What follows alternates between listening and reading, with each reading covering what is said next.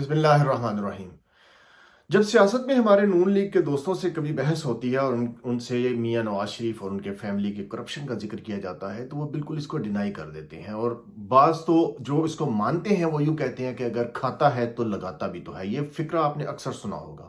لیکن آج جس واردات کا میں ذکر کرنا چاہتا ہوں، یہ سن کر نون لیگ کے جو ذی شعور لوگ ہیں ان کے سر بھی شرم سے جھک جائیں گے۔ ایک ایسی واردات نون لیگ نے ڈالی ہے جو نہ صرف آئین پاکستان بلکہ اللہ کے بنائے ہوئے قوانین کے بھی مخالف ہے۔ یہاں یہ واردات ٹرانسجینڈر پروٹیکشن ایکٹ 2018 میں کے نام پر ڈالی گئی، جس میں بظاہر خواجہ سرا کمیونٹی کے جو حقوق ہیں ان کے تحفظ کی ضمانت دی گئی ہے، لیکن دراصل اس کے اندر ہم جنس پرستی کا اور بے حیائی کا ایک دروازہ کھول دیا گیا ہے۔ یہ ایسی واردات ہے جو نہ صرف ہماری جو اسلامی جماعتیں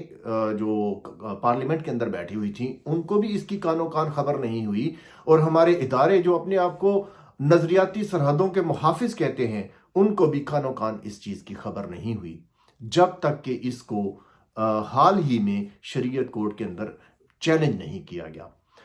یہ قانون ایسا قانون ہے جس کے تحت کوئی شخص، چاہے وہ ٹرانسجینڈر ہو یا نہ ہو، اپنی self assessment, self perceived assessment کی بنیاد کے اوپر نادرا سے جا کر اپنی جنس تبدیل کروا سکتا ہے، اور اس سے ایک بے حیائی کا اور ہم جنس پرستی کا ایک ایسا رستہ کھول دیا گیا ہے جس کی وجہ سے اب تک 28,700 سے زیادہ لوگوں نے اپنی جنس تبدیل کروا لی۔ یہ تقریباً انہی دنوں کی بات ہے جب یہ قانون پاس کیا جا رہا تھا کہ خواجہ آصف جو کہ نون لیگ کے ایک اہم رہنما ہیں، انہوں نے اپنے ایک انٹرویو میں، غیر ملکی انٹرویو میں انہوں نے کیا کہا؟ What's the foreign policy difference between PMLN and PTI at this stage, would you say? I would call myself, if I'm allowed that indulgence, that we are much more liberal than PTI in political sense, on foreign policy front. They appeal more to people who are on religious fringes. اس گفتگو سے آپ اندازہ کر سکتے ہیں کہ نون league کا جو اصل محرک ہے اس طرح کے کالے قوانین کو پاس کروانے کے پیچھے، وہ یہ ہے کہ اس سے یہ لبرل نظر آئیں اور اپنے غیر ملکی آقاؤں کی خوشنودی حاصل کر سکیں، لیکن ان کو یہ چیز بالکل یاد نہیں رہی کہ یہ ایک ایسا کام کرنے جا رہے ہیں جو کہ آئین پاکستان تو ایک طرف، اللہ کے بنائے ہوئے قوانین کے بھی مخالف ہے۔ اس قانون کو پاس کروانے کے لیے اس جھوٹ کا سہارا لیا گیا کہ اسلامی نظریاتی کونسل سے اس کو منظور کروا لیا گیا ہے، حالانکہ اسلامی نظریاتی کونسل کے جو سربراہ ہیں انہوں نے کہا کہ میرے سامنے اس کو پیش ہی نہیں کیا گیا۔ پھر اگر اس کا مطالعہ کیا جائے تو یہ قانون جو ہے اس طرح سے ایک ڈھیلا ڈھالا قانون خواجہ سراؤں کے حقوق کی یا ان کی بہبود کے لیے بنایا گیا، کہ جس کے اندر کوئی بھی مرد یا عورت اپنی جنس جو ہے وہ تبدیل کر سکتی ہے، عورت مرد بن سکتا ہے اور مرد عورت بن سکتا ہے، اور نادرا جیسے اداروں کو جو ہمارے آئی ڈی کارڈ بناتے ہیں ان کو اس چیز کا پابند کر دیا گیا کہ سیلف پرسیوڈ ذاتی پسند اور ناپسند کی بنیاد کے اوپر کوئی بھی شخص جا کر اپنی جنس کو تبدیل کروا سکتا ہے، اور پھر اس کے بعد ڈرائیونگ لائسنس اور پاسپورٹ جو ہے وہ بھی اسی طرح سے اس کے تبدیل کر دیے جائیں گے۔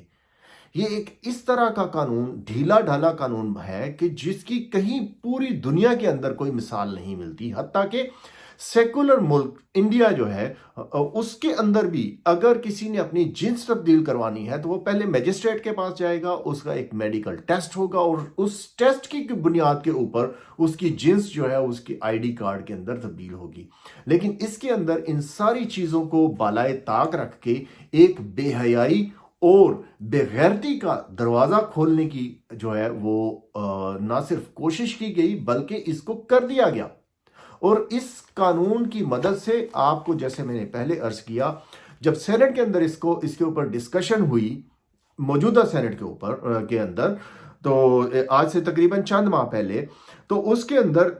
یہ بتایا گیا کہ 28,700 کے قریب لوگوں نے اپنی جنس تبدیل کروائی، اور اس کی تفصیل کچھ اس طرح سے ہے کہ جو لوگ مرد سے عورت بنے ان کی تعداد 16,530 ہے،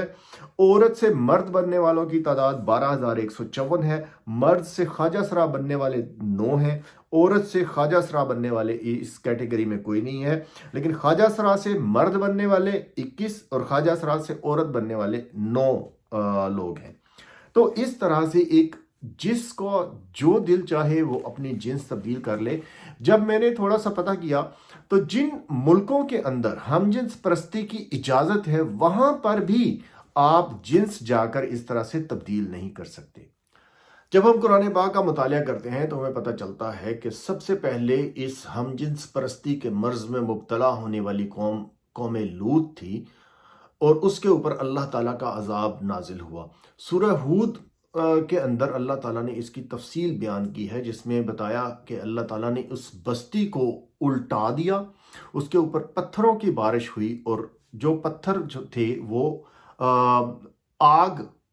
کے گولے کی طرح وہ پتھر تھے جو ان کے اوپر آ کر لگتے تھے، اور پورے جو شہر ہے، یہ سوڈم اور گمورا 2 شہر تھے جن کے اندر یہ لوگ آباد تھے، اور وہ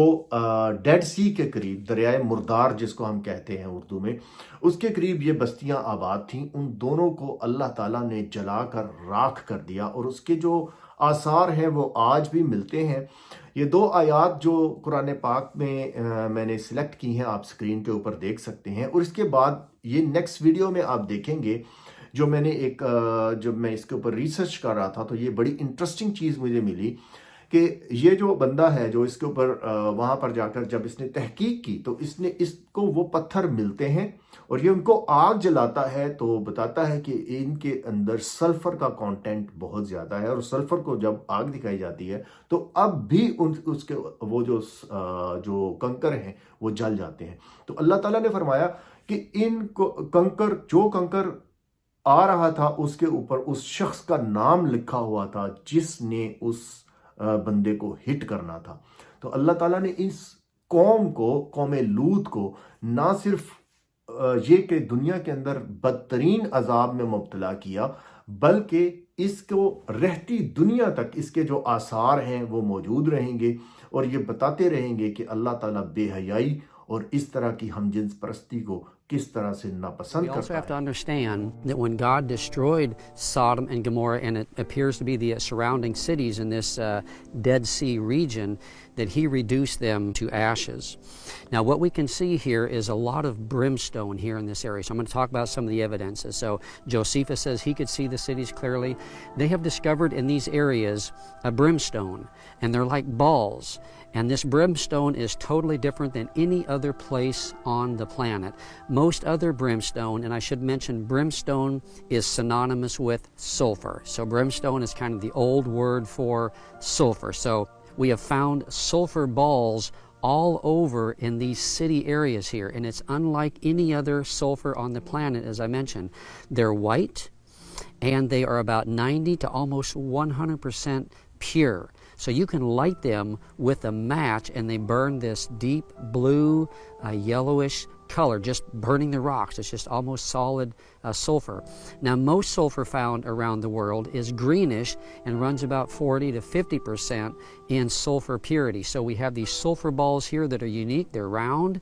and they are almost pure sulfur, and they're white like any other place on the planet, as we mentioned. آخر میں اپنے تمام سننے والوں سے یہ درخواست کروں گا کہ ویڈیو کو لائک کریں، چینل کو سبسکرائب کریں، اور اپنی رائے کامنٹس کے اندر پلیز ضرور لکھیں، اور اس دعا کے ساتھ کہ پاکستان کی اللہ تعالیٰ حفاظت کرے اور اس کو اسلام کا ایک قلعہ بنائے۔ میں آپ سے اجازت چاہوں گا۔ السلام علیکم۔